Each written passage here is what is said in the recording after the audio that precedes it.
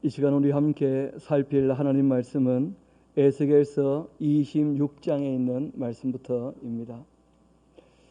에스겔서 26장부터 우리가 함께 말씀을 살피게 되겠습니다만은 이 에스겔서라는 책 자체가 하나님과 그리고 이제 남유다의 그 결별 같은 이야기고, 하나님이 가장 아끼고 사랑하셨던 그 아내처럼 여겼던 예루살렘을 참수하게 된 이야기입니다. 결국 이 바벨론이라는 칼을 가져서 하나님께서 예루살렘을 참수하시고, 그 예루살렘을 참수하셨던 그 칼을 가지고 주변 모든 나라들을 지금 참수하시는 그런 이 장면을 우리가 보고 있는데, 그 중에 오늘 두로라고 하는 나라가 하나님 앞에 왜 진멸당하게 되고 버림받게 되는지, 그 이야기를 우리가 함께 살피게 될 것입니다. 우리 그 26장 우리가 펴놓고 나누어 드렸던 우리 잠깐 지도와 함께 그 지리적인 이 배경을 잠깐 보는 것이 도움이 될 듯 합니다. 여러분, 그 얼마 전에 베이루트라고 하는 곳에서 큰 폭발 사고가 한번 있었죠, 그렇죠? 그 베이루트라고 하는 곳이 바로 레바논이라는 나라의 그 수도가 되는데, 그 레바논이 그 옛날에 이 페니키아라고 하는 나라였었고, 그 나라의 도시 국가들 중에 두로와 시돈이 있는 거예요. 그러니까 다시 한번 지도로 가보게 되면 그 중간에 갈릴리 바다 하는 게 보일 거고요. 그 왼쪽으로 조금만 올라가면 두로라는 곳 보이시죠, 그렇죠? 그리고 시돈이라는 곳이 보이시죠? 그리고 조금 더 올라가면 비블로스라는 곳이 보입니다. 이 비블로스와 시돈 사이가 그 얼마 전에 큰 폭발 사고가 있었던 베이루트라는 곳이죠. 그래서 혹시 뭐 참고가 될 만하게 그 옆에다가 그 자그마한 지금 현대 지명 도시들을 좀 적어놓기는 했는데, 그러한 이 입장에 있습니다. 이 두로라 하는 그 말은 원래 암반이다, 암석이다, 이 그런 뜻인데, 그 바위로 된 섬이었었습니다.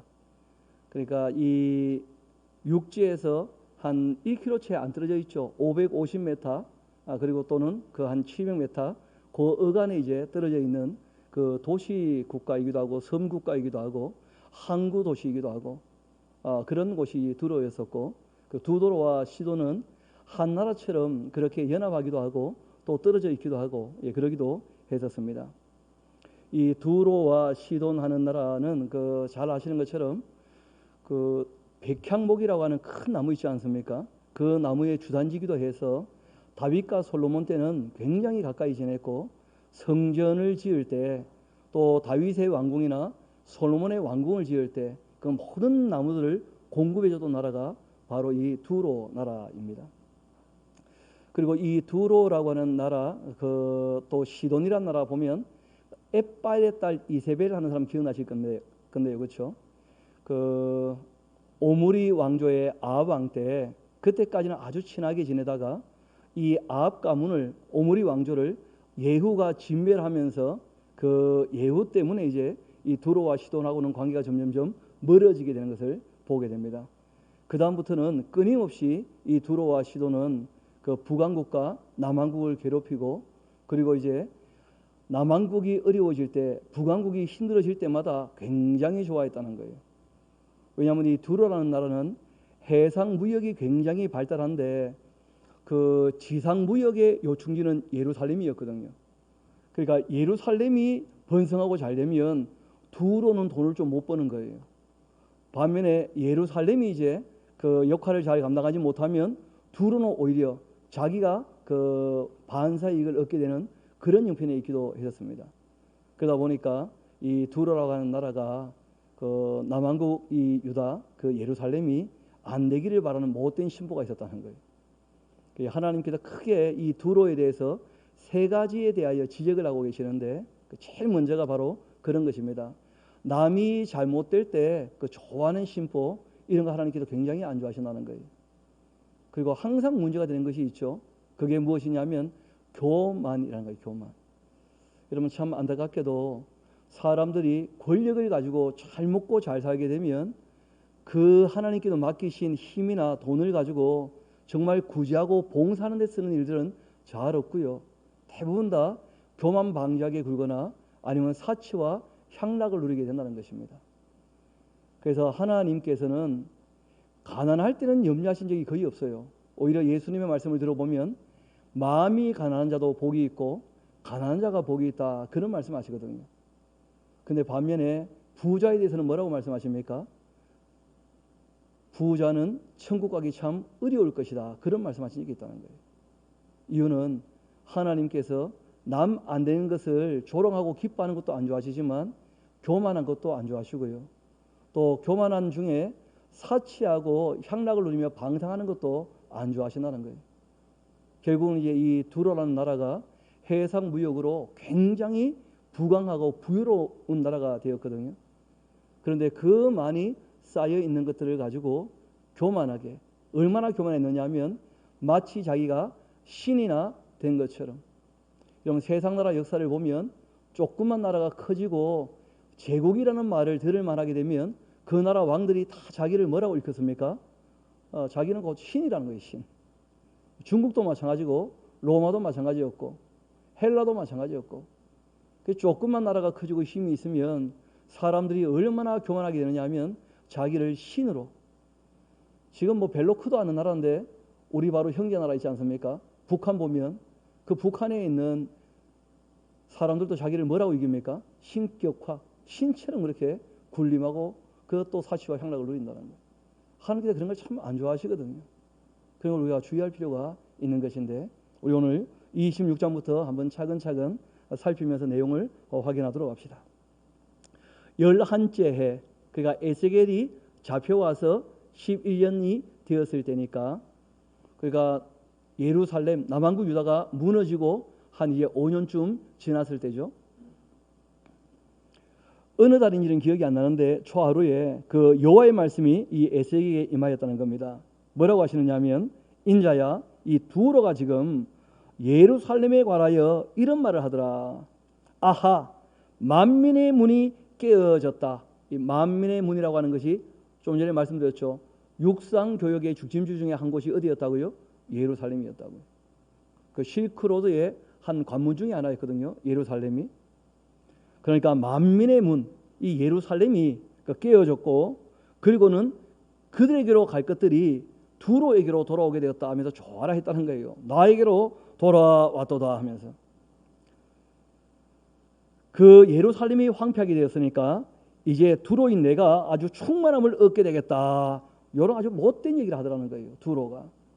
그러므로 인과죠, 그렇죠? 주 여호와께서 같이 말씀하시는데, 두로야, 내가 너를 대적해서 바다가 그 파도를 굴이치게 함같이 여러 민족이 와서 너를 치게 할 것이다. 내가 아주 못된 심보를 나에게 보였으니까 내가 여러 나라로 너를 칠 것이다 말씀하셨는데, 이 말씀하시고 그 BC 572년 얼마 안 됐을 때죠. 바벨론에 의해서 두로가 일단 먼저 한번 망합니다. 그리고 잘 아시는 것처럼 BC 536년 되었을 때 바빌론이 페르시아에 망하고는 페르시아에 또 두로가 또 한 번 또 망하는 거예요. 왜냐하면 속국이었으니까. 그리고 이제 BC 332년쯤 되었을 때 알렉산더에서 다시 한 번 또 망합니다. 그때는 속국이 아니고 완전히 무너지고 말아요. 그리고 또 일어나게 되는데 로마에 의해서 또 속국이 되어져 있는 것을 보게 됩니다. 그래서 예수님 당시에도 두로와 시돈 지역에 가신 것을 기억나실 겁니다. 그렇죠? 수로 보니게 여인을 만나러 가실 때가 두로와 시돈 땅이었었죠. 그렇죠? 거기에 아주 약한 나라가 되어 있고 지금도 뭐 굉장히 무너졌다가 요즘 다시 이제 조금 일어나는 그런 기세인데, 예전에 두로가 있었던 그 섬은 지금 회복이 안 되고 겨우 관광지 정도로 남아 있어요.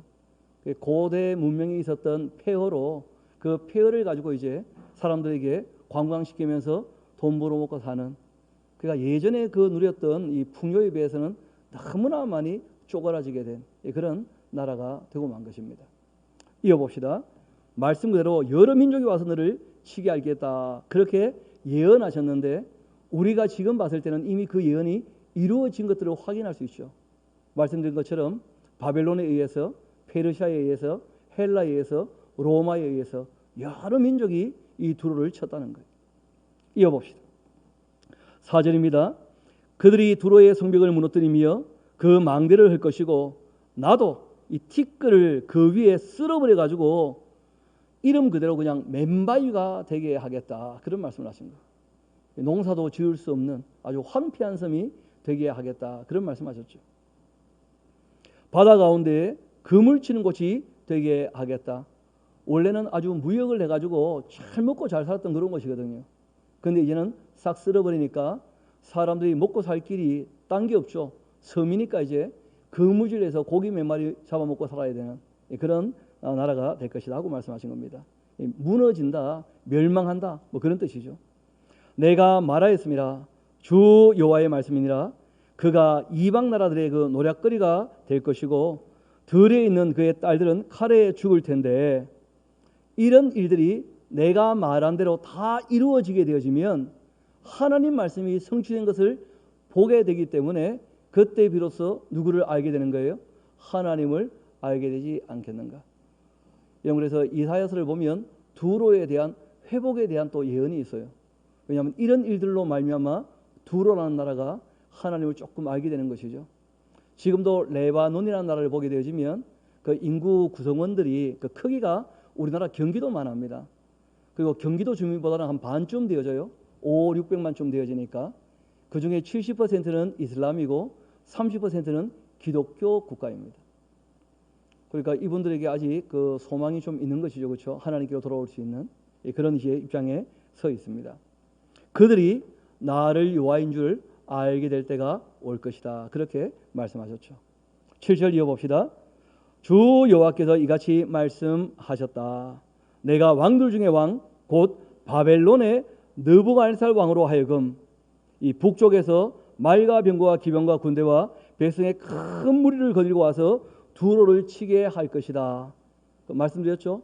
그 BC 572년에 무너지게 된다고. 그걸 미리 말씀하신 거예요. 몇 년 안 남았죠, 그렇죠? 그가 들에 있는 너희 딸들을 칼로 죽이고 너를 치려고 사다리를 세우고 토성을 쌓고 방패를 갖추며 공성대 가지고 내 성을 치고 도끼로 망대를 찍을 것이고 말이 많으므로 그 티끌이 너를 가리게 될 것이다. 말이 얼마나 많은 때가 뛰어가는지 그 먼기가 뽀얗게 올라오게 되어지면 그러면 뭐 두로가 다 가리게 될 거라는 거예요. 시야가. 그렇게 많은 말들을 몰고 와서 그들을 짓밟게 될 것이죠. 그 티끌이 너를 가릴 것이며 사람이 무너진 성 구멍으로 들어가는 것 같이 그가 내 성문으로 들어갈 때에 그 기병과 수레와 병거의 소리로 말미암아 너의 성곽이 진동하게 될 것이다. 그가 그 말굽으로 너의 모든 거리를 밟을 것이고 칼로 너희 백성을 죽일 것이며 너의 견고한 석상을 땅에 엎드려뜨릴 것이며 너의 재물을 빼앗을 것이며 너가 무역한 것을 다 노력해 갈 것이고 너의 성을 헐어버릴 것이며 너가 기뻐하는 그 집을 무너뜨릴 것이고 또 내 돌들과 내 제목과 내 흙을 다 물 가운데로 던질 것이라. 내가 너의 노래소리를 그치게 하며 내 수금 소리를 다시 들리지 않게 할 것이고 그렇게 너를 맨바위가 되게 할 것이다. 몇 번 말씀드렸죠. 두로라고 하는 이 나라가 원래는 바위 섬으로 시작된 나라였었다고요. 그래서 그 이름부터가 두로라는 이름이 그 바위 덩어리라 그런 뜻이거든요. 너를 내가 맨바위가 되게 하겠다. 너가 그물 말리는 곳이 되고 다시는 그 거대한 성읍을 건축하거나 큰 나라 그런 걸 건축할 수가 없게 될 것이다. 나 여호와가 말하였음이니라. 주 여호와의 말씀이니라. 여러분, 우리가 두로에 대해서 지금이야 뭐 별 형편없는 나라가 되고 말았습니다만은 고대 국가에서는 두로가 큰 나라였었다는 거예요. 해상 무역을 했을 뿐 아니라 여러분 그 바벨론 또는 아수르, 페르시아, 헬라, 로마 이렇게 마귀가 뒤에서 교만케 하고 움직이는 만큼의 큰 이 바벨론의 그 전통을 이어가는 나라 중에 이 두로가 있다는 거예요. 조금 이따가 우리가 이 28장을 보게 되어지면 그 에덴 동산에서 아담과 하와를 유혹했던 이 사탄이 그 두로 왕 뒤에서 두로 왕을 교만케 하는 그런 모습을 보게 되거든요. 이런 실제로 이 두로라는 나라 이 페니키아에서 지금 그 유럽이나 미국이 쓰는 그 알파벳 있지 않습니까? 그 알파벳이 여기에서 시작이 되었어요. 그러니까 굉장히 문명이 발달했던 나라였고 그리고 정말 해상 무역으로 너무 풍요로웠던 그런 나라였다는 거예요. 그런데 그런 나라를 하나님께서 맨바위가 되게 하겠다, 그렇게 말씀하셨습니다. 그리고 그 말씀하신 대로 그렇게 되고 말았죠. 이어봅시다. 15절. 주 여호와께서 이같이 두로에 대하여 말씀하시되 내가 엎드러지는 소리에 모든 섬이 진동하지 아니하겠냐. 두로는 섬이 하나가 있는 것은 아니거든요. 주변에도 많은 섬들이 다 각기 또 성읍이고 나라이기도 한 그런 시대였으니까요. 그러니까 두로가 무너지면 주변의 모든 성들도 진동할 거라는 거예요. 두로가 무너지다니 하면서. 곧 너희 가운데 상한 자가 부르짖고 죽임을 당할 때에라. 그때에 바다의 그 모든 왕들이 그 보좌에서 내려 조복을 벗고 수놓은 옷을 버리고 떨림을 입듯이 하고 땅에 앉아서 너로 말미암아 무시로 떨며 놀라게 될 것이다. 저 큰 나라 두로가 무너졌으면 우리는 어떻게 될 것인가 하면서 벌벌 떨면서 다 무릎을 꿇게 되는 거죠. 놀라게 되는 것이고, 그들이 너를 위하여 슬픈 노래를 불러 이르기를 항해자가 살았던 유명한 성읍이여, 너와 너의 주민이 바다 가운데 있어서 경고하였었는데 해변의 모든 주민을 두렵게 하였던 그 두로가 어찌하여 그리 멸망하게 되었단 말인가 하면서 두로가 멸망한 것을 보고 애가라 그러죠. 슬픈 노래를 부르는 거예요. 여러분, 에스겔에게 원래 하나님께서 주셨던 말씀들이 있죠. 그게 무엇이었습니까? 멸망케 하는 말씀, 애가와 애곡에 대한 말씀, 저주의 말씀, 이런 말씀을 내가 너의 입에 담아둘 테니까 이 말을 가서 전하라 하셨었거든요.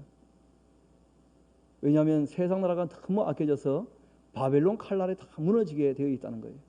그래서 남유다뿐 아니고 주변 모든 나라에도 지금 애가에 대해서 이 슬픈 노래를 부르면서 애곡과 저주와 멸망의 말을 하고 있는 것을 보게 됩니다. 이어봅시다. 18절. 너가 무너지는 그날 섬들이 진동할 것이며 바다 가운데의 그 섬들이 너의 결국을 보고 놀라리로다. 그렇게 노래할 것이다. 주 여호와께서 같이 말씀하셨는데 내가 너를 주민이 없는 성읍과 같이 황폐한 성읍이 되게 할 것이고 깊은 바다가 너희 위에 오르게 하며 큰 물이 너를 덮게 할 때, 그때 내가 너를 구덩이에 내려가는 자와 함께 내려가서 옛적 사람에게로 나가게 하고 너를 그 구덩이에 내려간 자와 함께 땅 깊은 곳 예로부터 황폐한 곳에 살게 할 것이다. 너가 다시는 사람이 거주하는 곳이 되지 못하리니 살아있는 자의 땅에서 영광을 얻지 못하게 될 것이다.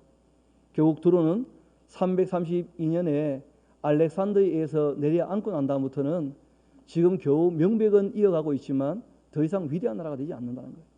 지금까지도. 그리고 예수님 다시 오실 때까지는 안 될 겁니다. 그 성경이 안 된다고 하니까요. 이어봅시다. 내가 너를 패망하게 하여서 다시 잊지 못하게 하리니 사람이 비록 너를 찾으나 다시는 영원히 만나지도 못할 것이다. 주 여호와의 말씀이니라. 그러니까 두로의 그 부귀 영화는 다시는 회복되지 않는다. 아무리 사람들이 그것을 다시 한번 맛보고 싶어 해도 만나지 못하게 될 것이다. 그렇게 말씀하신 거예요. 그 다음에 27장을 우리가 보려면 우리 그 나누어 드렸던 그 뒷면을 좀 보셔야 됩니다. 그 이유는 딴 데 있는 것이 아니고요. 우리가 그 지명에 대해서 익숙하지 않은 부분이 있거든요. 그 이 27장에는 두로 나라와 관련된 지명이 꽤 많이 나와요. 그러니까 두로 나라를 협력했던 나라들과 함께 두로와 무역했던 나라들이 쭉 나오거든요. 그 나라들이 대략 어떤 곳들인지 정도는 뭐 알아두는 게 좋지 않겠나 싶은 것입니다. 실제로는 두로를 중심으로 해서 동서남북 어디까지냐면 지중해를 넘어서 스페인의 다시스, 서쪽으로 가면 그렇게 하는 것이죠. 그렇죠? 그리고 이제 동쪽으로 가게 되어지면 그 아수르 바벨론까지, 그리고 북쪽으로 가게 되어지면 그 흑해를 넘어가지고 지금 우리가 모스크바라고 할 수 있는 메세까지, 그리고 이제 남쪽으로는 그 에돔을 더 넘어와서 아라비아 반도 그 남단까지, 그러니까 굉장히 넓은 지역에서 이 무역을 하고 그리고 협력을 받고, 그뿐 아니라 지중해 넘어서 아프리카 쪽에는 자기들의 식민지 나라가 여러 곳에 있었다는 거예요. 두로 나라가 그쯤 되는 나라에 있었어요. 우리 한번 봅시다. 여호와의 말씀이 내게 임하여 이르시되 인자야 너는 두로를 위하여 그 슬픈 노래를 불러라 지어서 너는 두로를 향하여 이르기를 바다 어귀에 거주하면서 여러 선 백성과 거래하는 자여 주 여호와께서 같이 말씀하시는데 두로야 너가 말하기를 뭐 나는 온전히 아름답다 그렇게 하였다. 너의 땅이 바다 가운데 있으며 섬나라에 있으니까요. 그렇죠? 너를 지은 자가 너의 아름다움을 온전하게 하였도다. 하나님께서 지혜를 주셔서 영화롭게 하셨는데 잘 먹고 잘 살게 되어지니까 부패하고 타락하고 교만하게 됐다는 거 아닙니까? 이어봅시다. 스닐의 그 잣나무로 이러면 이 스닐이라고 하는 곳은 그 헤르몬산이라는 것이 이 이스라엘의 북단에 있습니다. 그 헤르몬산은 봉우리가 크게 세 개가 있거든요. 그 봉우리 세 개가 전부 다 만년설에 덮여 있어요. 그래서 이 스닐이라고 하는 말 자체가 그 희다 그런 뜻입니다. 하얗다. 그 우리도 하얀 산 하나 있죠. 북쪽에 가면 백두산 늘 하얗잖아요. 그래서 백두산이죠. 뭐. 머리가 하얀 산. 그런 것처럼 이 헤르몬산, 스닐산이라는 말이 뭐 우리말로 굳이 번역하면 백두산이죠. 뭐. 머리가 늘 하얀 산. 거기에 있는 잣나무가 그 추운 지역이니까 아주 곳곳하게 쫙 뻗어 올라간다는 거예요. 아주 좋은 잣나무가 많은 것이죠. 그 스닐의 그 잣나무로 판자를 만들었으며, 그러니까 판자를 만들 때 꾸불꾸불하면 판자를 크게 못 만들잖아요. 그렇죠? 그 나무가 반듯해야 딱 반듯한 판자를 만들 수 있으니까 그런 나무로 판자를 만들고 또 너를 위하여 레바논의 백향목을 가져다가 우리 죄송합니다만 다시 한번 그 지도를 돌려봅시다. 그 뒤에 보면 지도 그림이 하나 있을 텐데 그 밑에 있는 그림이 레바논 공화국의 그 국기입니다. 국기. 레바논 공화국의 국기를 보면 그 빨간색은요 자기 나라를 위하여 희생했던 선조들의 피다 그렇게 얘기를 해요. 그리고 이제 하얀 부분은 어떤 부분이냐면 좀 전에 말씀드렸죠. 그 레바논 산맥이 있어요. 그 산맥도 봉우리가 높기 때문에 전부 하얘요. 그리고 그 레바논 산에 뭐가 유명하냐면 바로 이 백향목이 유명하죠. 그래서 이 레바논 나라를 상징하는 상징이 바로 백향목이에요. 그럴 정도로 백향목이 대단하거든요. 그 다윗과 솔로몬의 궁전과 성전을 지을 때에도 하나님께서 딴 나무 말고 어디 거요? 레바논의 백향목 이것 가지고 성전을 지었으니까요. 그런데 그런 이제 나무를 갖다가 자기들이 돛대를 만들었다니 돛대를. 왜냐하면 무역하는 나라니까 큰 배를 만드는 것뿐 아니라 배를요 굉장히 화려하고 사치하게 만들었다는 거예요. 돈이 남아 도니까 뭐 쓸 데가 별로 없잖아요. 그렇죠? 그러니까 그런 데다가 이제 돈을 쏟는 거예요. 이 사람들이. 또 한번 봅시다. 바산의 그 상수리 나무. 이 바산이라고 하는 지역은 그 요단강 동쪽에 있는 지역이죠. 그렇죠? 이 길라 쪽 그쪽이 이제 바산인데 거기는 초목지예요. 쉽게 말하면 비가 그리 많지 않은 곳입니다. 비가 많지 않다 보니까 그 나무가 자랄 때 나무가 쑥쑥 자라지를 못하는 거예요. 여러분 그 만년설이 있는 곳에는 나무가 크게 자랍니다. 왜냐하면 만년설이 녹으면서 물이 풍부하니까요. 근데 반면에 이런 바산에 있는 곳은 지역이 메말라 있는 곳이기 때문에 나무가 굉장히 천천히 자라요. 이 나무가 천천히 자라니까 나무가 아주 단단합니다. 그 상수리 나무 뭐 참나무 종류 아닙니까? 그렇죠? 그 그냥 참나무만 해도 딱딱한데 그러니까 아주 천천히 자라는 참나무니까 이게 얼마나 딱딱한지 이걸 깎아서 노를 만든다는 거예요. 그러니까 세상에 좋은 나무 다 모아가지고 배를 만들고 노를 만들고 그렇게 했다는 거 아니에요. 지금 이어봅시다. 바산의 상수리 나무로 너의 노를 만들었으며 기띔 섬, 이 기띔이라고 하는 것은 키프로스라는 섬이죠. 그렇죠? 바로 그 두로 그 앞에 있는 섬입니다. 뭐 우리 성경에 구브로 뭐 이렇게 이제 너무 구부러졌죠. 키프로스라는 섬입니다. 그 기띔 섬에 황량목에 이 황량목은 그 소나무가에 있는 또 나무 종류인데요. 그 도장나무라는 별명이 있습니다. 이 나무도 아주 이 견고한 나무이기 때문에 나무를 가지고 도장을 팔 만큼 나무를 깎아서 그렇게 아주 단단한 나무예요. 그 황량목에 상아를 가지고 꾸며 넣어 가지고는 이것을 가지고요 갑판을 만들어요. 갑판을. 그러니까 얼마나 사치를 부리는지 배 하나 만드는데 지금으로 말하면 초호화 요트 같은 걸 만드는 거죠. 하나님께서 그런 거 별로 안 좋아하신다는 거예요. 그러니까 그런 요트 타고 다니는 사람들은 인생에 성공한 사람이 아니고요 지옥 가기 위하여 스텝 밟고 있는 사람들. 하나님 일부러 가만 놔두셔요. 지옥 가서라도 이 땅에서 영웅담이라도 얘기해야 될 테니까 불쌍한 것들. 그래서 내버려 두시는 거예요. 하나님께서. 악한데 잘 사는 사람들을 내버려 두시는 이유가 있다는 거예요. 시편 73편이 바로 그런 주제를 다루고 있는 것이죠. 이어봅시다. 또 애굽에서 수놓은 가는 배로 이 세마포라 하죠, 그렇죠?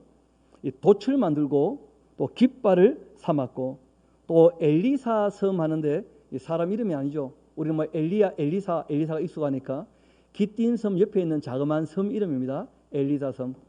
이런 섬에 그 직물이 굉장히 유명했던 모양인데요. 거기에서 또 청색 자색 배로 차이를 만들었다는 거예요. 그리고는 이 시돈과 아르왓 주민들이 너의 사공이 되었다는 거예요. 두로 위에 뭐가 있었죠? 시돈 나라가 있지 않습니까? 그렇죠? 그 시돈 위에 또 이 아르왓이라는 곳이 있는데 여기는 잘 아시는 것처럼 다 항구 도시니까 그러니까 그 항구 도시에 있는 사람들을 데려다가 사공으로 삼았다는 거예요. 그리고 두로야 너희 가운데 있는 그 지혜의 자들이 너의 선장이 되었도다. 또 그발의 그 노인과 지혜의 자들이 너희 가운데에서 배의 틈을 막는 자가 되었다. 이 그발이라고 하는 곳은 레바논 북단에 있는 성읍입니다. 거기에는 그 배를 만드는 그 항구 말고요, 그 조선소가 있는 곳이죠, 그렇죠? 그 조선소가 그 아주 유명한 곳이었는데 거기에 있는 그 노인들, 지혜자들이 그 배를 만들고는 배 그 틈을 막는 자가 되어서 바다의 모든 배와 그 사공들을 너희 가운데서 무역하게 하였다. 그러니까 뭐 제일 똑똑하고 잘 나가는 사람들 다 불러 모아서 배를 만들게 하고 그 배는 아주 화려하고 사치하게 꾸며서 그래서 온 세상을 다니며 무역하면서 떼돈을 쌓아 올렸다는 거예요. 두로 나라에다가. 이 바사 하는 것은 페르시아죠, 그렇죠? 그리고 이 룻 하는 것은 리디아고 붓 하는 것은 리비아죠. 그 전부 이 아프리카하고 이제 이 말 그대로 서쪽과 동쪽 전체를 얘기하는 것인데 이 사람들은 그 이때 바사는요 엘람 나라 있지 않습니까? 그 바벨론을 무너뜨렸던 고레스의 이 페르시아는 대단한 제국입니다만은 고레스가 일어나기 전까지는 이 바사란 나라는 굉장히 작은 나라였어요. 그러니까 작은 나라니까 사람들이 악바리가 많죠. 악바리가 많으면 용병이 되어가지고 자기 가족을 부양을 하는 거예요. 아프리카도 마찬가지죠. 뭐 이 룩과 그리고 붓도 다 마찬가지예요. 악바리들이 많은 곳에는 용병들을 사와가지고 또 부리는 거예요. 용병들을. 이 바사와 룩과 붓이 너희 군대 가운데서 병정이 되었으며 너희 가운데 방패와 투구를 달아서 너의 영광을 나타냈도다. 그 돈이 많으니까 자기 자녀들을 군대에 안 보내고 어떻게 한다는 거예요? 돈으로 잘 싸우는 사람들 사와가지고 일을 시키는 거죠. 또 아르왓 사람과 내 군대는 내 사방 성위에 있고 또 용사들은 내 여러 망대에 있었으며 내 사방 성위에 방패를 달아 내 아름다움을 온전하게 하였었다. 이 다시스는 하고 나오는데 여러분 지금까지는 이제 무슨 얘기였냐면 두로를 위하여 일하는 나라들이에요. 두로를 위하여 배를 만든다든지 두로를 지키기 위하여 용병을 보내준다든지 그러니까 두로의 속국 같은 나라들입니다. 이제 얘기하는 나라들은 두로와 무역하는 나라들이에요. 무역하는 나라들. 이 다시스 하는 곳은 그 스페인의 서쪽 끝이에요. 타르시스라고 하는 여러분 옛날 그 요나 이야기 기억나시죠? 그 요나를 하나님께서 니느웨로 가라 하고 동쪽으로 가라 얘기했는데 요바에서 배 타고 어디로 가려고 합니까? 다시스로 도망가려고. 그 다시스가 그 당시 사람들이 알고 있는 서쪽 끝이에요. 그러니까 세상 서쪽 끝까지 무역을 했다는 거예요. 다시스. 그 다시스에는 뭐가 있었느냐면 각종 보화가 풍부함으로 너와 거래를 했고 은과 철과 주석과 납을 내 물품과 바꾸어 갔도다. 야완 하는 것은 뭐 헬라죠. 헬라 그리스. 그리고 두발 하는 것은 두발 리스크. 그 모스크바 옆에 있는 나라고요. 이 메색은 지금 모스크바의 옛 이름이 메색입니다. 메색. 그러니까 북쪽을 다 얘기하는 것이죠. 북쪽. 그 사람들이 너의 상인이 되었으며 사람과 녹그릇 가지고 너의 상품을 바꾸어 갖다 큰 고객들이죠. 그렇죠. 다 북쪽에 있는 이 사람들. 또 도갈마 족속 하는 이 도갈마 사람들도 아르메니안이라 그렇게 표현하기도 하는데 다 북쪽 사람들이었다. 북쪽 사람들. 군마와 노새를 내 물품과 바꾸어 갔다. 왜냐하면 북쪽에 있는 사람들은 늘 뭐가 부족합니까? 물품이 다 부족하잖아요. 그러니까 이 두로가 그 서쪽에서 이것저것 많이 사와서 북쪽에 물품이 귀한 사람들한테 무역을 하면서 떼돈을 버는 거예요. 이어봅시다. 또 더한 사람은 너의 상인이 되었고 여러 섬이 너와 거래하여 상아나 박달나무를 너의 물품과 바꾸어 가기도 했다. 그렇게 너의 제품이 아주 풍부하였기 때문에 아람은 너와 거래하였으며 남보석과 자색배와 수놓은 것과 가는 배와 산호와 홍보석을 내 물품과 바꾸어 갔도다. 또 유다와 이스라엘 땅 사람들도 너의 상인이 되었었는데 한때는 그 연합해서 잘 지내지 않습니까? 그렇죠? 그리고 민닛밀과 그런 얘기가 나오는데 여러분 이 민닛이라고 하는 곳은 그 에돔 지역에 있는 그 특정한 지역 같아요 보니까. 죄송합니다. 이 에돔 바로 위에 있는 암몬 지역, 그 입다가 점령했던 그 암몬 족속의 12성읍 중에 이제 한 성읍이기도 한데 거기에는 뭐가 유명하냐면 여기 다 나오죠. 밀이 좋으니까 밀 가지고 굽는 과자, 그리고 이제 꿀, 실제로는 밀하고 꿀하고 섞으면 과자가 되죠 뭐. 그리고 이제 기름과 유향 이런 것들이 아주 풍부했는데 이걸 또 이제 무역을 하는 거예요. 너의 물품과 바꾸어 갔다. 너의 제품이 많고 각종 보화가 풍부함으로써 다메섹이 또 너와 거래를 하였었다. 헬본이라는 곳의 그 포도주와 또 흰 양털을 너와 거래하였다. 이 워단과 야완은 길쌈하는 실로 내 물품을 거래하였으며 강화한 새와 계피와 대나무 제품은 다 너의 상품 중에 있었었다. 그런 말씀을 하시는 거예요. 그러니까 지금 이제 이 워단 야단하고 쭉 나오는 이 나라들은 다 어디냐면 아라비아 반도에 있는, 여러분 아라비아 하면 우리가 또 아라비아 상인들 유명하지 않습니까? 낙타를 타고 그 실크로드를 실제로 누볐던 사람들이 아라비아 상인들 아닙니까 다. 그런데 이 사람들이 두로를 거치지 않으면 배를 타고 먼 곳을 못 가는 거죠. 그러니까 그 아라비아 사람들하고도 무역을 많이 했다는 거예요. 그러니까 거기 우리 다시 한번 19절에 워단과 야완 나오는데 이때 이 야완은 앞에 있었던 야완, 그리스하고는 다른 야완입니다. 그 이름만 똑같을 뿐이지 그 동명이지만 이 지예요. 다른 지역입니다. 다른 지역. 그러니까 아라비아 쪽에 있는 그 지역입니다. 야완. 길쌈하는 실로 내 물품을 거래하였으며 강호한 새와 계피와 대나무 제품이 너의 상품이 되었도다. 드단도 전부 이제 아라비아 지역에 있는 그 성읍들 이름입니다. 내 상인이 되었으며 말을 탈 때 까는 천을 너와 거래하였다. 또 아라비아와 이 게델의 모든 고관은 내 손 아래에 상인이 되어서 어린 양과 순양과 염소들 그것으로 너와 거래하였다. 여러분 게달의 장막이라 하는 그런 말이 성경에 나오는데 왜냐하면 게달은 검다라는 뜻을 갖고 있고 아라비아에서 유목민중에서 양과 염소를 칠 뿐 아니라 그 털을 가지고 그 천을 만들어서 장막을 너무 잘 마는 사람들 중에 이 게달 족속이 있었어요. 그래서 이제 게달의 장막하는 말이 나올 정도로 그 당시 아주 유명했던 그런 사람이 진짜 특산품이죠. 특산품. 그들과 이제 그런 것들을 다 거래를 하게 됩니다. 어린 양과 순양과 염소들 그것으로 너와 거래하였다. 이 또 스바 하는 것은 아라비아 남난에 있는 그 도시죠. 여러분 솔로몬 때 스바의 여왕 기억나십니까? 그 바로 스바가 바로 거기죠. 여러분 스바는 아프리카에 있는 이 시바하고는 다른 곳입니다. 스바라고 하는 곳은 아라비아고요. 시바는 그 아프리카 쪽에 있는.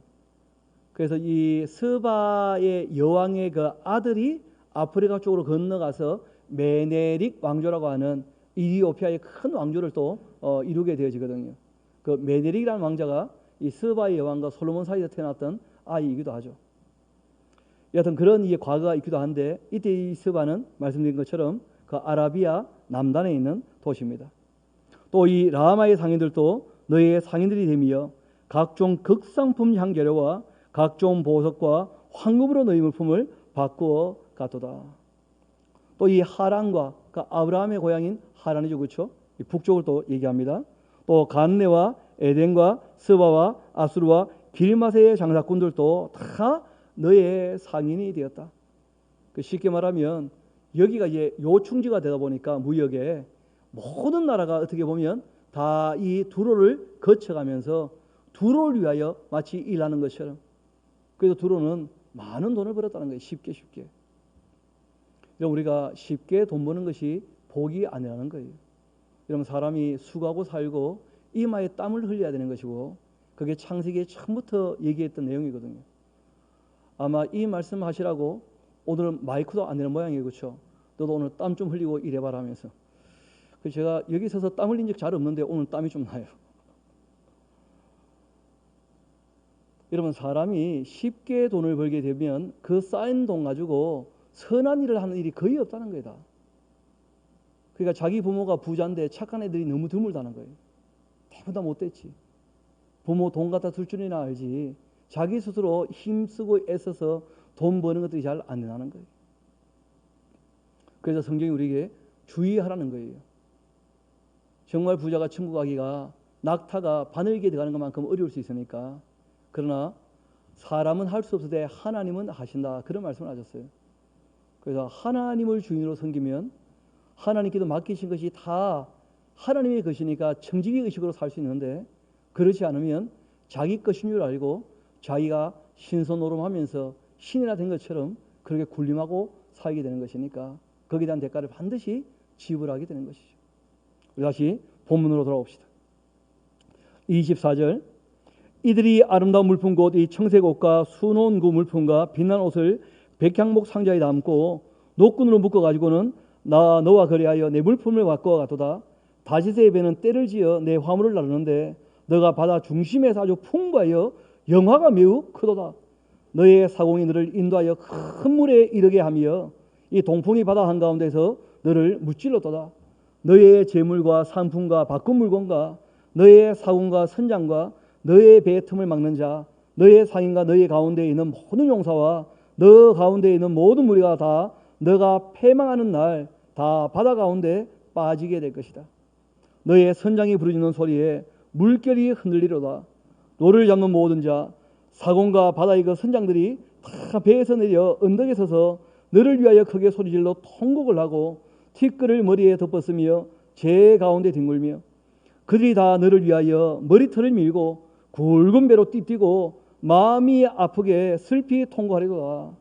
그들이 그렇게 통곡할 때에 너를 위하여 슬픈 노래를 불러 애도하여 말하기를, 아니 그래 두로와 같이 바다 가운데에서 적막한 자가 누구인가 말이에요. 그렇게 사치하고 풍요롭고 향락을 누렸었는데 어떻게 이렇게 조용하게 되었는가. 그렇게 슬피 울 거라는 거예요. 너의 물품을 바다로 실어낼 때에 너가 여러 백성을 풍족하게 하였으며 너의 재물과 무역품이 많음으로 세상 왕들을 풍부하게 하였었는데 너가 바다 깊은 데에서 파선한 때에 너의 무역품과 내 승객이 다 빠졌으며 섬의 주민들이 너로 말미암아 놀라고 왕들이 심히 두려워하여 얼굴에 근심이 가득하도다. 많은 민족의 상인들이 다 너를 비웃으며 너가 공포의 대상이 될 것이고 너가 영원히 다시 그런 부귀 영화를 누리지 못하게 될 것이다. 그렇게 말씀하십니다. 그러니까 여러분, 우리가 기억해야 될 것은 지금 에스겔이 이 말씀을 하실 때에는 예언이었었죠. 맞습니까? 예언은 때가 되면 뭐가 됩니까? 뉴스가 되는 거예요. 뉴스가. 그리고 뉴스는 시간이 지나면 다 뭐가 됩니까? 역사가 되는 거예요. 역사가. 그리고 우리가 성경과 함께 역사를 가지고 진리를 확인하는 거예요. 처음 에스겔이 말할 때는 예언이니까 진짜인지 가짜인지 아무도 몰라요. 왜냐하면 이루어지기 전까지는 알 수 있습니까? 알 수 없습니까? 알 수 없죠. 그래서 이스라엘 백성들이 바벨론의 포로로 잡혀가서 시간이 지나면서 말씀하신 대로 바벨론에 의해 이 두로가 무너지게 되었을 때 말씀대로 다 되는 것이구나. 그리고 그때 비로소 바벨론에서 하나님에 대하여 더 바르게 알고 하나님의 말씀들 중에 특별히 예언자의 글들이 다 정리가 되는 거예요. 그러니까 진짜 가짜가 다 확인되겠죠. 왜냐하면 다 떠들었는데 누구 말이 진짜 이루어졌는지 누구 말이 이루어지지 않았는지 그거 보면 알 수 있잖아요.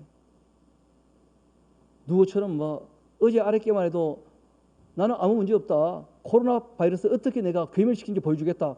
그 다음날 확진돼가지고 또 병원 가고 그러면 안 돼요. 그거 확실히 가짜 아닙니까? 그런 것들 다. 그거 우리가 보고 있잖아요. 너무 함부로 말하는 사람들 때문에 교회가 지금 욕먹고 있는 것이 참 안타깝죠. 그러나 악한 사람이 악을 행하는 것 아무도 못 말립니다. 우리가 정신 차리고 자기가 바르게 해야 돼요.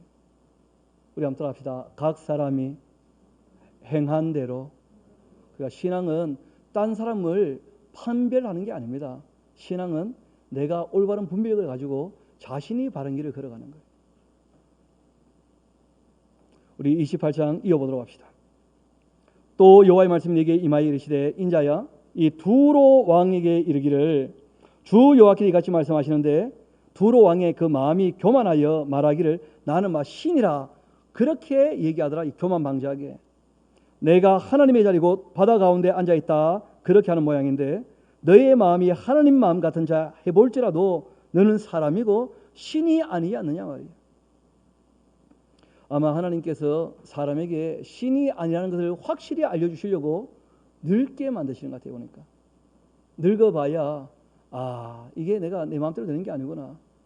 여러분 청춘일 때는요 세상을 다 가진 것 같다 그런 말을 해요. 다 신인 줄 알고 그렇죠. 요 청춘에다가 권력과 돈까지 있어봐요. 진짜 신이지 뭐. 그렇지 않겠어요? 그래서 하나님께서 일부러 약하게 하시는 거예요. 마지막을 겸손케 하셔서 그때라도 하나님께 돌아오게 하시려고. 여러분 노아 방주를 짓게 하실 때 그때 하나님 하신 말씀 중에 하나가 이런 게 있었죠. 사람이 어려서부터 늘 악한 걸 생각하니까 그 연수를 몇 년으로 정하시겠다고요? 120년으로. 왜 120년으로 정하시느냐 하면 사람이 죽음을 봐야 정신을 차린다는 거예요. 내가 신이 아니구나. 내가 인간이구나. 내가 창조주가 아니구나. 내가 피조물이구나. 내가 스스로 있는 존재가 아니구나. 나는 누구로 말미암아 있게 되었구나. 사람이 변하게 되는 것은 은혜를 깨닫게 되면 감사할 때 변하게 되는 것이고요. 사랑을 우리가 경험하면서 사랑하게 될 때 변하는 거예요. 그리고 진리를 우리가 받아들이면서 진리를 따라 살려고 할 때 바뀌는 거예요. 그리고 또 한 가지가 겸손하게 무릎을 꿇을 때 하나님 앞에서 변화가 되는 줄 믿습니다. 그것 이외에는 사람이 변하는 게 잘 없거든요. 그런데 이 두로는 아주 교만 방자했다는 거예요. 이어봅시다. 3절 너가 다니엘보다 지혜로워 은밀한 것을 깨닫지 못할 것이 없다. 그렇게 망발을 하고 너의 지혜와 총명으로 재물을 얻었고 금과 은을 곳간에 저축했고 그리고 또 너의 큰 지혜와 너의 무역으로 재물을 더하고 그 재물로 말미암아 그 주셔나야겠죠. 너의 마음이 교만하게 되었다. 이게 문제였다는 거예요. 뭐가 많이 쌓이니까 마음이 어떻게 되었다는 거예요? 교만하게 되고 말았다는 거예요. 참 성경을 보면서 또 저도 살아오면서 하나님 마음 중에 한 가지 이해되는 것이 있는데 그게 뭐냐면 사람은 조금 뭐 잘 되면요 금방 우쭐거리고 교만하게 되어져요. 또 뭐가 잘 안 되면요 금방 낭망하고 좌절하고 무너져 버려요. 그냥 참 사람이 약한 존재라는 거예요. 우리가 사람이 무엇인지를 알았다면 정말 스스로 자신을 살피면서 하나님 앞에서 그 행보라 그러죠. 그렇죠? 그 걸음을 늘 조심해야 돼요. 하나님이 나의 주인 되신다면 나의 아버지 되신다면 좌절하거나 낙심하거나 낭망할 필요가 있습니까? 없습니까? 없다는 거예요. 예수님께서 말씀하셨죠. 기도했다면 뭐 하지 말라고요? 낙심하지 마라. 낭망하지 마라. 하나님 우리 아버지가 되시니까. 또 한 가지는 우리가 하나님 앞에 있는 존재인데 자신을 교만하게 할 수 없다는 거예요. 그래서 늘 눈을 들어 좀 우리가 산을 봐야 됩니다. 산이 얼마나 크고 견고한지 그 앞에 우리가 얼마나 작은 존재인지 늘 좀 생각을 해봐야 되지 않습니까? 눈을 들어 산을 보면 뭘 알 수 있어요? 나의 도움이 어디서 옳고 나의 도움은 천지를 지으신 여호와에게서로다. 우리는 다 도움이 필요한 연약한 존재지 교만할 수 없다는 거예요. 이어봅시다. 6절 그러므로 주 여호와께서 같이 말씀하시는데 너의 마음이 하나님 마음 같은 자에 있으니까 그런즉 내가 이방인 곧 여러 나라의 강포한 자를 거들고 와서는 너를 칠 것이다. 그들이 칼을 빼어 너의 지혜의 아름다운 것을 치고 너의 영화를 더럽히고 또 너를 구덩이에 빠뜨려 너를 바다 가운데에서 죽임을 당한 자의 죽임같이 바다 가운데서 죽게 할 것이다. 너가 너를 죽이는 자 앞에서도 내가 하나님이라고 말할 수가 있겠느냐?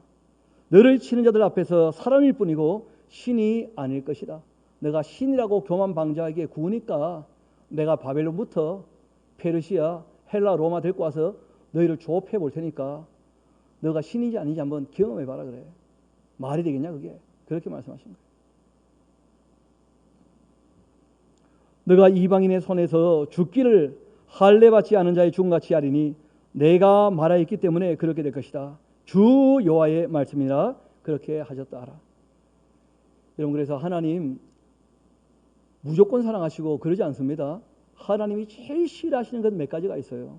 그게 뭐냐면 교만한 거예요. 교만한 거. 그리고 사치와 향락을 누리는 거예요. 그리고 또 봤죠. 악유죽거리는 그 입들, 남 망하는 거 보면서 좋아라고 박수치고 함부로 말하는 것들 하나님 안 좋아하셔요. 또 악으로 달려가는 발, 악한 짓을 하려고 거짓을 행하려고 그렇게 달려가는 사람들 하나님 좋아하지 않으신다는 거예요.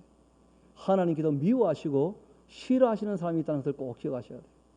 그래서 우리가 하나님의 은혜 가운데 머물러야지 하나님께 미움받으면 그럼 더 이상 방법이 없는 거 아니겠어요? 하나님은 교만한 자를 물리치신다. 이거는 뭐 망고불변의 진리죠. 이어봅시다. 인자야, 이 두로 왕을 위하여 슬픈 노래를 지어 그에게 말해라.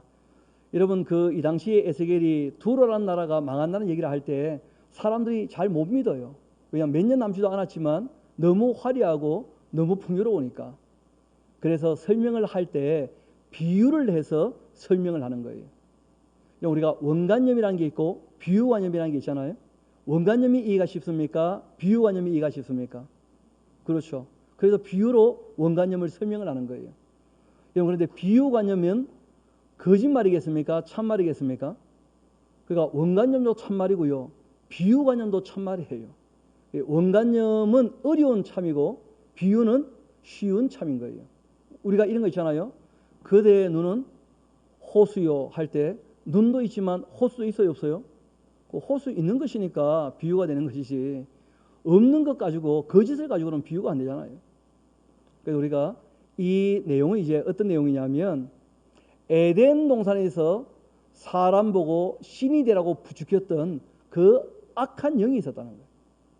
그러니까 하와 할머니한테는 뱀으로 나타났죠. 그죠? 뱀. 그래가지고 말하는 뱀이었었는데 나중에 알고 보니까 옛뱀이고 붉은 용이고 사탄이 교만하게 한 거 아닙니까? 먹는 날 누구처럼 될 거라고요? 하나님처럼. 그게 참 이 악한 모습의 본질이었어요. 사람의 욕심이 끝으로 가면 어디까지 가느냐면 신이 되겠다. 그게 사람의 욕심의 내용이거든요. 이 욕심이 잉태하여서 죄를 낳게 된 것이고 이 죄가 결국 사망을 갖고 오게 된 거예요. 왜냐하면 우리는 신이 아니기 때문에. 겸손해야 됩니다. 우리 한번 그 내용을 봅시다. 무엇을 비유로 설명하고 계시는지. 두로 왕을 위하여 슬픈 노래를 지어 그에게 말해라. 주 여호와의 말씀에 너는 완전한 도장 같은 존재였다. 그러니까 하나님 말씀을 다 이룰 만큼 능력이 있는 아주 힘 있는 존재였다는 거예요. 또 지혜도 충족하고 온전히 아름다운 존재였는데 너가 옛날 옛적에 하나님의 동산 에덴에도 있었다. 이런 얘기를 하셔요. 그러니까 물어봅시다. 두로 왕이 에덴 동산에 있었던 적 있습니까? 없습니까? 없었죠. 쉽게 말해서 두로 왕을 미혹해서 내가 신이라고 부추겼던 악한 영이 있다는 거예요. 이게 실체예요. 이게 실체. 사람 마음에 사람의 욕심을 부추겨가지고 너가 신이다. 그렇게 하는 악령이 있다는 거예요. 그게 바로 사탄의 모습이죠. 바벨론에서도 그렇게 했었고 두로에서도 그렇게 하고 있고 아수르에서도 그렇게 했고 심지어는 제일 처음 어디서부터요? 에덴에서부터 그렇게 했다. 이어봅시다. 각종 보석꽃이 홍보석, 황보석, 금강석, 황옥과 홍마로, 차옥과 청보석과 남보석과 홍옥과 황금으로 단장하였으며 아주 사치한 존재죠. 그렇죠? 너가 지음을 받던 날 이게 중요하죠. 우리가 하나님이라고 할 때 그 거룩하신 분이다 이런 고백하지 않습니까? 하나님이 피조물과 구별되어 있는 5가지 모습을 꼭 기억하셔야 돼요. 이 5가지가 없으면 하나님이 아닌 거예요. 제일 먼저는 스스로 계신다는 거예요. 스스로. 그러니까 지음받은 것은 하나님일 수 없죠. 두 번째는 전지전능하셔요. 세 번째는 무소부지하시고, 네 번째는 영원히 변하지 않으십니다. 그리고 5번째는 성부와 성자와 성령 삼위일체로 계시는 분, 우리가 그분을 하나님이라 호칭하면서 신으로 섬기는 거예요. 그것 이외에는 어느 것도 신이 아니라는 거예요. 사탄도 알고 보니까 지음받은 천사였었는데 하나님을 떠남으로써 뭐가 된 겁니까? 사탄, 악한 영이 된 것이거든요. 지음을 받던 날 너를 위해 포도와 비파가 준비되었는데 너는 기름 부음을 받고 지키는 원래 케루빔 천사의 종류였다는 거예요. 그런데 내가 너를 세우며 너가 하나님의 성산에 있었고 불타는 돌 사이에 왕래했었다. 너가 지음 받던 날로부터 꼭 기억하셔야 됩니다. 여러분, 천사는 신입니까? 피조물입니까? 피조물이라는 거예요. 그럼 타락한 천사인 이 귀신들과 귀신의 그 왕이 되는 사탄, 이 존재들은 스스로 있는 존재입니까? 아니면 피조물입니까? 그러니까 인격을 가진 피조물이 선하신 하나님을 떠났기 때문에 그 존재를 우리가 악하다고 하는 거예요. 그러니까 악은 하나님께서 만드신 것도 아니고요. 악은 자생한 것도 아니에요. 악은 하나님과의 관계에 대한 이야기입니다. 선하신 하나님을 배신하는 존재를 뭐라고 하는 거예요? 악한 존재라고 하는 거예요. 그래서 인격이 있는 존재만 악한 거예요. 그래서 우리가 사람 중에도 악한 사람이 있다 합니까? 안 합니까? 그럼 개를 보고 악하다 합니까? 안 합니까? 개는요 악하다 안 해요. 인격이 없기 때문에. 우리가 물고기 보도 악한 물고기, 선한 물고기 그런 거 안 하잖아요. 악은 하나님과의 관계에 대한 이야기예요. 선하신 하나님 반대편에 서는 인격을 뭐라 그런다고요? 악한 존재라고요. 악한 존재. 이게 이제 악의 기원에 대한 이야기예요. 하나님 만드신 천사였는데 그 천사가 교만하게 자기를 뭐처럼 생각했다는 거예요? 신처럼. 그러지 않게 버림받으면서 악한 존재가 된 거예요. 사람에게도 똑같은 일이 벌어질 수 있다는 거예요. 그래서 우리가 이런 역사적인 사건을 보면서 우리의 삶의 경계를 삼아야 돼요. 알게 모르게 사람이 자꾸 자기가 자기 삶에 뭐가 되고 싶어 합니까? 주인이 되고 싶어 하거든요. 그러니까 자기를 위해 살고 싶어요. 심지어 하나님도 나를 위해서 필요한 거야. 그러니까 나를 그 능력으로 좀 도우시오. 나를 위해서. 늘 자기를 위해 살면 신앙이 안 됩니다. 하나님이 우리를 위해 주신다는 것이 믿어져서 우리가 주를 위하여 사는 것. 그게 서로 사랑하는 것이거든요. 우리 본문 말씀으로 다시 돌아갑시다. 16절입니다. 15절 너가 지음받던 날부터 내 모든 길에 완전하더니 마침내 너희에게서 불의가 드러나게 되었다. 너의 무역이 많으므로 너희 가운데 강포가 가득하여 너가 범죄하였다. 너 지키는 케루빔아, 그러므로 내가 너를 더럽게 여기면서 여호와의 산에서 쫓아내었고 불타는 돌 사이에 멸하였도다. 또 나오죠. 너가 아름다움으로 마음이 교만하게 되었고 너가 영화로움으로써 너희의 지혜를 더럽힌 것 아니냐. 내가 너를 땅에 던져서 다시 이제 두로 왕의 이야기로 넘어가죠. 그렇죠? 왕들 앞에 두어 그들의 그 구경거리가 되게 하였다. 너가 죄악이 많고 또 무역이 불의함으로써 너의 모든 성도를 더럽혔으며 내가 너희 가운데서 불을 내어 너를 사르게 하고 너를 보고 있는 모든 자 앞에서 너를 땅 위의 죄가 되게 하였도다. 만민 중에 너를 아는 자가 너로 말미암아 다 놀랄 것이고 너가 공포의 대상이 될 것이고 너가 영원히 다시는 지금 누리는 이런 영화를 누리지 못하게 될 것이다. 그렇게 말씀하셨고 그 말씀은 그대로 다 이루어졌다는 거예요. 그리고 두로와 함께 똑같은 나라 같은 나라가 있었다 그랬죠. 시돈 나라. 여호와의 말씀이 또 내게 임하여 이르시되 인자야 너는 얼굴을 시돈으로 향하고 그들에게 예언하라. 너는 이르기를 주 여호와께서 같이 말씀하시되 시돈아 내가 너를 대적한다. 하나님의 적이 되고 누가 살아남겠습니까? 너희 가운데에서 내 영광이 나타내라. 그렇게 하셨다 하라. 내가 그 가운데에서 심판을 행하여 나의 거룩함을 나타낼 때에 그때 무리가 나를 여호와인 줄을 알게 될 것이다. 두로와 시돈에 대하여 멸망을 예언했고 예언대로 이루어질 때 하나님이시기 때문에 말씀하신 대로 다 이루어지는 것이구나. 그걸 다 인정하게 된다는 거예요.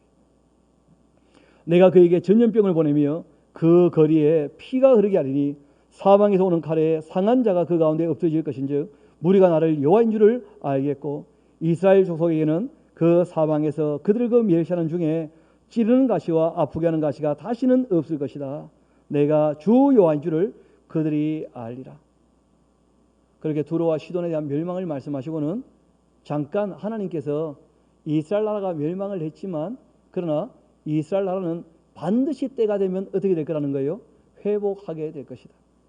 그 이스라엘 회복은 예수님 초림 때도 안 됐죠. 지금까지도 안 되어졌고 그 이스라엘 회복은 언제 되느냐 하면 예수님 재림 이후에 돼요. 그러니까 천여왕국이라는 것은 교회와 상관 있는 게 아닙니다. 천여왕국은 이스라엘의 회복에 대한 시기예요.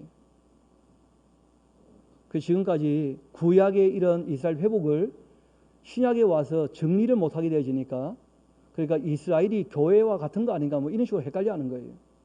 그러지 않습니다. 좀 누구에게 하시는 말씀인가를 꼭 살펴야 하지만 사실이 파악이 되어지는 거예요. 우리가 그 다음 이야기는 우리 다음 시간에 또 이어서 함께 살펴보도록 하시겠습니다.